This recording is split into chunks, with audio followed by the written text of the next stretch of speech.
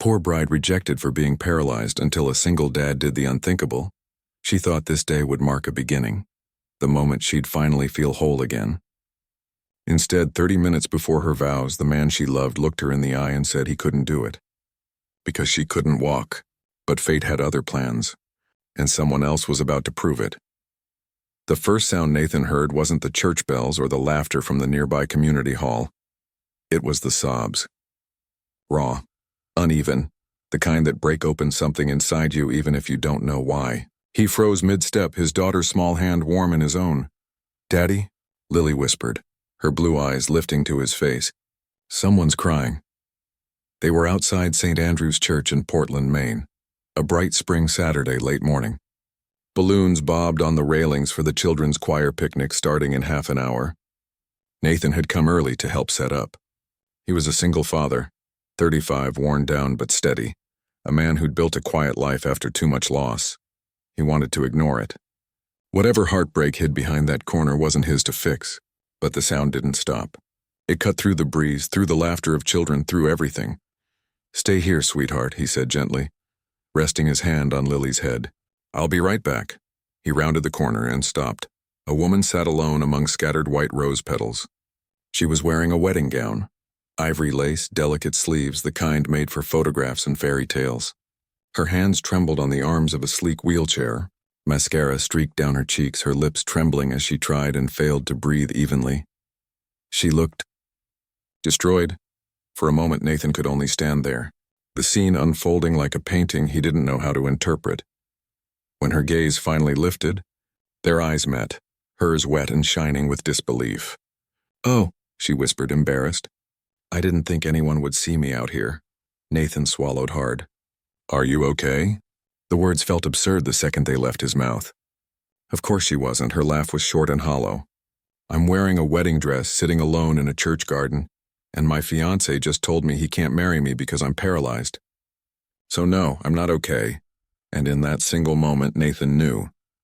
He wasn't just witnessing someone's pain. He was standing in the middle of it. Her name was Eva Martin, 29 years old, veterinary nurse. Fierce eyes that once held joy, now dulled by disbelief. Nathan knelt slightly, lowering himself to her level, his tone soft. "I'm Nathan. Eva," she whispered, as if saying her name reminded her she still existed. Silence stretched between them, filled only by the rustling of rose petals and distant music drifting from inside the church. "He said he couldn't do it," Eva murmured, voice trembling. 30 minutes before the ceremony. He said he tried to accept it. The chair, the adjustments, the life, but he couldn't picture it. He wanted a normal marriage, a normal wife. Her hand slapped the armrest.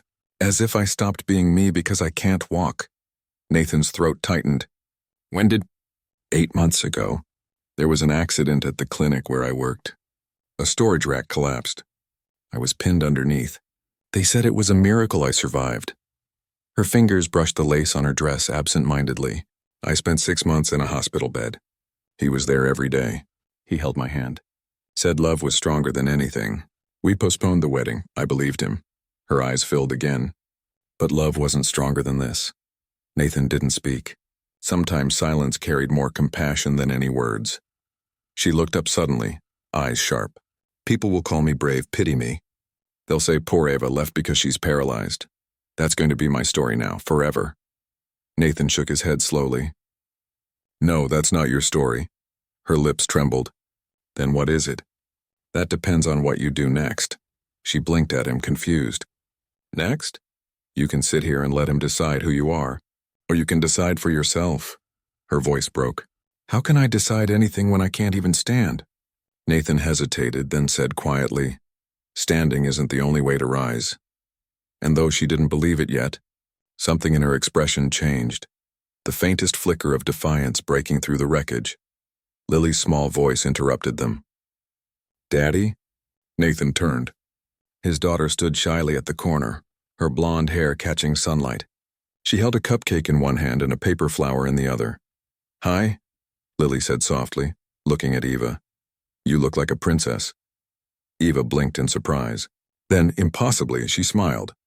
"Thank you, sweetheart." "You're crying," Lily said simply. "Did someone hurt you?" Nathan started to intervene, but Eva shook her head gently. Someone did, yes, Lily frowned, thinking. My teacher says people who hurt others are the ones who are hurting inside. Ava let out a soft, broken laugh. Your teacher's very wise, Lily came closer. Can I sit with you? Before Nathan could object, she plopped down on the grass beside Eva's wheelchair. She began arranging fallen petals in a circle. See? Now you're in a flower garden. Princesses need gardens. Nathan watched quietly, his daughter's small act of innocence piercing through the heaviness like sunlight through clouds. For the first time since her world had collapsed, Ava wasn't just a broken bride. She was a woman watching a child offer her the simplest kind of love, without pity. Your daughter's sweet, Ava said, voice trembling with gratitude. She's the reason I still believe good things exist, Nathan replied softly. Her mom left when she was 2. Couldn't handle her epilepsy. Said she wanted an easier life. Eva looked up sharply. I'm sorry, he shrugged lightly. It hurt. But sometimes the people who walk away teach us how to stay. The words lingered. Eva looked at Lily again, who was humming now, arranging petals into shapes. She's not afraid of me, Eva said quietly. She doesn't see your chair, Nathan said. She just sees you. Eva's eyes glistened. And for the first time all morning, she didn't cry from pain. She cried because something inside her began to thaw. When Nathan returned from dropping Lily at the hall, Ava was still there. Quieter now, her face turned toward the fountain where sunlight danced on the water. The wind played with loose strands of her hair. He hesitated before speaking. Do you want me to call someone? Family, maybe? My sister's inside, Eva said softly. She's trying to convince the guests to leave before I have to face them. Nathan nodded, understanding too well the weight of being pitied. And your parents? Gone, she said, her tone flat. Years ago. The silence stretched, and then, almost as if she needed to hear herself speak, she whispered, I used to think I was strong. I worked double shifts at the clinic, volunteered on weekends. I planned this wedding down to the smallest detail. And now? She gestured helplessly toward herself. I can't even move without help. Nathan crouched down, resting his arms on his knees. Maybe strength isn't about what we do. Maybe it's about what we survive. She looked at him then. Really looked. The first spark of awareness that this stranger wasn't pitying her, but seeing her. You talk like someone who's had to survive a lot, she murmured. He smiled faintly, a little sad. You could say that. What kept you going? She asked. Her, he said simply, nodding toward where laughter echoed faintly from the hall. Lily. Every time I wanted to give up, she'd do something small, like bring me a dandelion or make me breakfast with peanut butter on both sides of the toast. And somehow that tiny act would remind me that I still had a reason to keep showing up. Eva's voice cracked. I don't think I have one of those reasons anymore. Nathan looked down, thoughtful. Then maybe that's what today's really about. Finding one. For a long time, neither of them spoke. The birds sang. The church doors creaked. And somewhere deep inside her, something fragile began to stir. Not hope, not yet, but the faint outline of what it might look like someday. As the church emptied, the faint hum of cars replaced the music. The wedding that never happened was being quietly packed away. Trays of uneaten food, flowers meant for a reception that would never bloom. Eva watched through the open garden gate, each departing guest a fresh reminder of her humiliation. She turned her chair slightly, hiding behind the ivy arch. Nathan noticed the movement. You don't have to hide, he said gently. I don't want them to see me like this, she murmured. Not when they all came to celebrate something beautiful. Maybe beauty just changed its shape today, he said quietly. She blinked. What does that mean? It means you still showed up, he said. Even when everything fell apart. That's brave. Her eyes shimmered, filling again. Brave doesn't stop the pain. No, Nathan agreed softly. But sometimes being brave just means staying alive one more hour. Her hands tightened on her lap, her knuckles white. Do you ever wonder why things happen the way they do? All the time, he said. I used to think life punished us for no reason. But now I think maybe it gives us the chance to rewrite what broke us. Ava looked down, voice barely audible. Rewrite what broke us. For the first time, the words didn't sound impossible. Nathan stood, brushing his hands on his jeans. Come on, the air in there's heavy. Let's get you somewhere brighter. Where? She asked, startled. Just outside the gate. There's sunlight. You need it. He took hold of the back of her wheelchair carefully, asking permission with his eyes. She hesitated, then nodded. As he guided her through the open gate, light spilled across the path.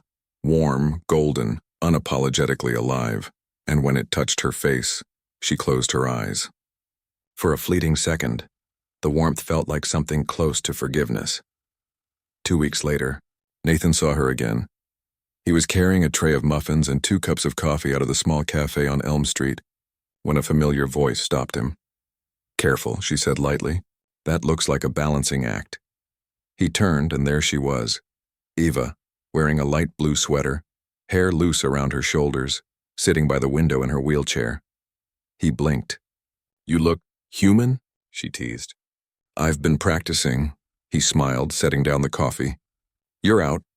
"I promised myself I wouldn't stay inside forever," she said, lifting her cup. "Baby steps, or wheel turns," he chuckled softly. "I'm impressed." "Don't be." I almost turned around twice. "But I remembered what you said, about rewriting what breaks you." Nathan looked at her with quiet admiration. "You listened. I didn't think I would," she admitted. "But I kept hearing your daughter's voice in my head. The sun always comes back." I wanted to believe her. He smiled. "She tends to be right." For a while they sat in silence, sipping coffee, watching people pass outside. Then Eva said almost to herself, "I went back to the clinic yesterday." He looked up. "Really?" "Just to visit. The smell of disinfectant, the sound of barking dogs. I thought it would hurt, but it didn't. It reminded me who I was before the accident." She glanced at him. "And I realized something. I don't want to be the woman people pity. I want to be the woman who shows up, even when it's hard." Nathan nodded, his chest tight with quiet pride. "You already are." The afternoon light shifted through the glass, catching the gold in her hair. For the first time, the woman he'd met in that garden didn't look broken. She looked alive. As weeks passed, Nathan and Eva found small reasons to cross paths, helping at the community garden, attending Lily's piano recital, sharing late afternoon coffee. It wasn't romantic at first. It was something quieter, the meeting of 2 souls that understood loss too deeply to rush healing. One afternoon, they sat near the park fountain. Lily played nearby, chasing bubbles. Eva was quiet, her gaze distant. "Can I tell you something?" she asked. "Anything." "I had a dream last night," she said softly. "I was walking down an aisle wearing that same dress, but when I looked up at the altar, there was no one there. Just an empty space. And instead of crying, I smiled." Nathan's brow furrowed. "Why?" "Because I realized I wasn't walking toward someone anymore," she said. "I was walking toward myself." The words sank into him like sunlight. He didn't speak, just nodded, eyes glistening. "Do you ever wonder if miracles are just moments when we finally see ourselves clearly?" she asked. He smiled faintly. "Maybe miracles are people who remind us we can." She looked at him then, really looked, and something unspoken passed between them. Not the rush of new love, but the quiet recognition of 2 hearts learning to beat again. Lily ran up to them then, breathless. "Daddy, Miss Eva. Come see the ducklings." Eva laughed, the sound light and free. "Ducklings, huh? Lead the way, princess." As Nathan pushed her chair toward the pond, Lily skipped ahead, arms spread like wings, and for the first time in a long time, the world didn't feel like something that had to be endured. It felt possible.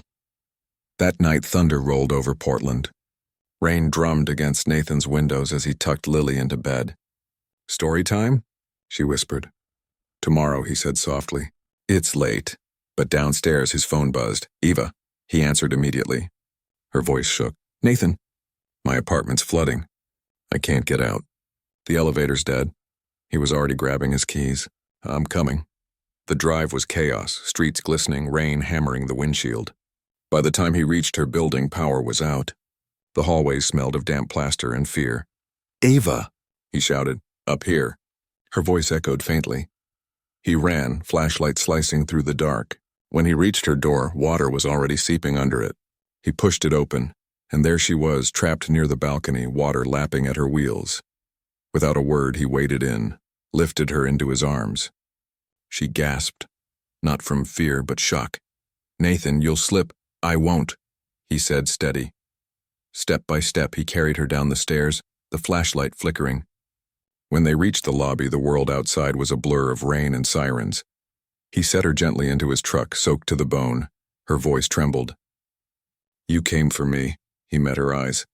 "Of course I did." For a moment, lightning lit the cab, and in that flash she saw what words couldn't express. Not rescue, not pity, but love. Raw, unspoken, undeniable. And for the first time, Eva didn't feel broken. She felt chosen. The sound of rain on the garden roof filled the silence. Tessa's fingers traced the rim of her teacup, feeling the warmth spread to her hands. Malcolm sat across from her, his jacket still dripping from the downpour. Between them, unspoken truths hung heavier than the storm. "I'm sorry," she whispered finally. "You shouldn't have helped me that day. It's not your burden." Malcolm leaned forward, voice steady but gentle. "You think helping you was a burden?" He shook his head. "Tessa, that day, you reminded me that people still need saving. Not from danger, but from giving up." She looked away, swallowing hard. "I was supposed to walk down the aisle, Malcolm. Not be rolled to it. He said he couldn't spend his life pushing me around." Her voice cracked and tears fell onto the wooden table. Malcolm exhaled slowly, his eyes distant. "My wife said something similar before she left. Except she meant it about our son." Tessa looked up sharply. Malcolm smiled faintly, though his eyes were glass. "Ethan was born with a heart defect. She couldn't handle it. One day she just stopped coming home." Silence, only rain. And in that quiet, they both saw themselves reflected in each other's pain. Two broken stories intersecting by fate. Ethan peeked into the room shyly, holding a paper lantern glowing from inside. "Dad says you like lights," he said, "so I made this for you." Tessa's lips trembled as she took the lantern, the soft orange glow painting her hands in gold. "It's beautiful," she whispered. "Thank you, Ethan," he grinned. "You should come to the fair tomorrow. There'll be hundreds of them floating in the sky." Tessa hesitated. The thought of being seen in her wheelchair in a crowd still terrified her. But when she looked into the boy's wide, hopeful eyes, something in her heart shifted. Later that night, she wheeled herself to the mirror, staring at the reflection she'd avoided for weeks. Her veil still hung on the hook behind her. She lifted it just once and placed it gently on her head, not as a bride, but as a woman remembering she was still alive. The next evening, the small coastal town glowed with light. Children ran with laughter. The scent of roasted almonds filled the air, and paper lanterns floated up like tiny prayers to the stars. Tessa arrived quietly, the sound of her wheels drowned by music. Ethan ran up, clutching her hand excitedly. "Come on, let's send one together." Malcolm followed behind, holding 3 lanterns. He handed her one with care. "For something you want to let go," he said softly. Tessa hesitated, then wrote on the lantern's surface, "I release the dream of being perfect." When she lit it, the glow illuminated her face, gentle, brave, whole. Malcolm's lantern rose beside hers. On his, faint words read, "I forgive myself for not saving her." They watched in silence as both lights drifted upward, rising higher until they disappeared into the stars. Later that night, after the fair, they walked along the empty pier. Waves crashed below, cold wind biting their faces. "I used to think love meant fixing someone," Malcolm said quietly. "But maybe it's just about sitting with them until they start breathing again." Tessa smiled faintly. "That's beautiful." He looked at her, eyes dark and steady. "You breathe differently now." Tessa turned away, hiding the tears in her eyes. "You make it sound easy." "It isn't," he replied. "But neither is being alone." She looked up at the night sky where their lanterns had vanished. For the first time in months, she didn't feel small. "Thank you, Malcolm, for showing me I wasn't the only one left behind." Malcolm stepped closer, the scent of rain and sea salt between them. "You were never left behind, Tessa," he said softly. "You just stopped being seen."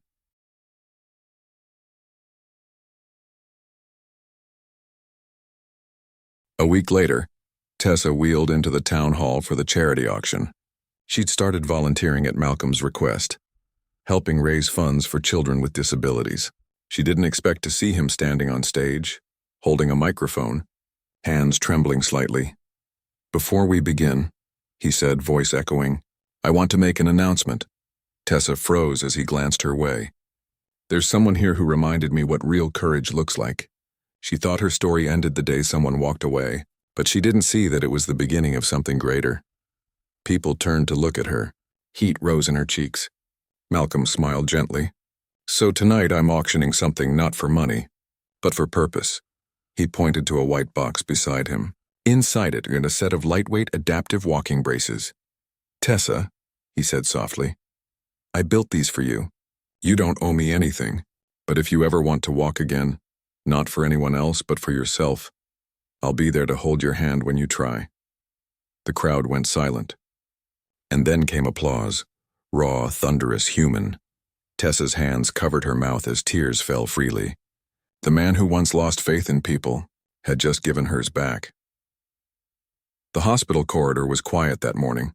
Sunlight filtered through the blinds, dancing across the polished floor. Tessa gripped the parallel bars, trembling. Malcolm stood at her side, Ethan watching with wide eyes. You don't have to, Malcolm said gently.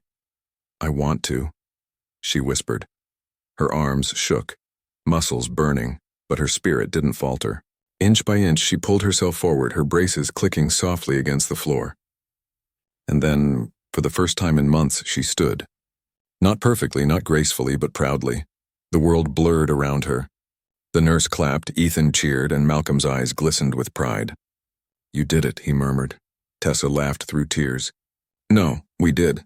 He reached out his hand. She took it, and for the first time the air between them felt whole. Months later, the church that once held her heartbreak stood open again. But this time it wasn't for a wedding. It was for a fundraiser. One she and Malcolm organized for disabled brides who'd been abandoned or forgotten. White roses adorned the aisles. Music filled the air, and Tessa stood near the entrance, in her wheelchair, wearing the same dress she'd once been left in. But now it wasn't a symbol of rejection. It was proof of survival.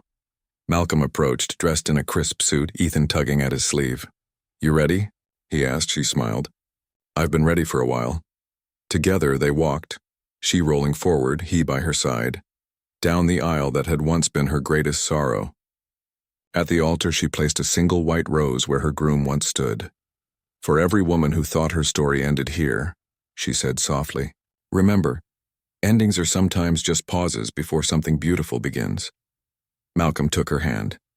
Ethan lit a lantern behind them, and as it rose, the audience stood, hundreds of glowing lights filling the church. Just like that night in the garden, and that, my friends, is how one stranger's kindness rewrote a destiny. Where pain once lived, love grew quietly, stronger than pity, deeper than regret. Tell us in the comments, where in the world are you watching this from? If this story touched your heart, don't forget to like, share, and subscribe for more stories that remind us, even broken beginnings can still find beautiful endings.